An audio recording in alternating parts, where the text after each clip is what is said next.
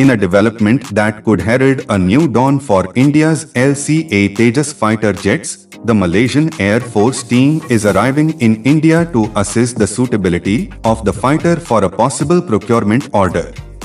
According to the report in Economic Times, the Malaysian team would be visiting Bengaluru within 2 months to have a tour of the LCA production facilities. The travel schedule will also depend on the pandemic restrictions in the country. The team would also be given access to the test infrastructure and a demonstration of the fighter's combat capabilities, the paper quoted a source in the Indian government. India is reportedly pitching the Mark 1, a version of the LCA Tejas which boasts of a modern AESA radar, new avionics, and the capability to integrate a variety of weaponry to the Malaysian Air Force.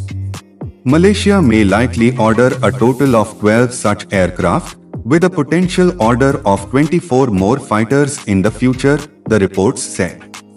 Why LCA Tejas jets for Malaysia?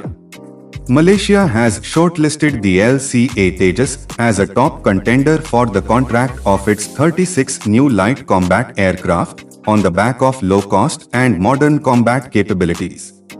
The experts are viewing this as the first potential sale for India's indigenous aircraft, with the jets of other countries falling short of satisfying the Malaysian Air Force. Manufactured by Hindustan Aeronautics Limited, LCA Tejas is said to have a unique advantage that it is equipped with advanced avionics and weapon system than other fighters in the race for the Malaysian Air Force contract. Another major advantage the Indian fighter offers is the ease of weapons integration. Tejas can be integrated with Russian as well as Western weapons, which could prove a boon for the Malaysian Air Force, which operates jets of both the blocks.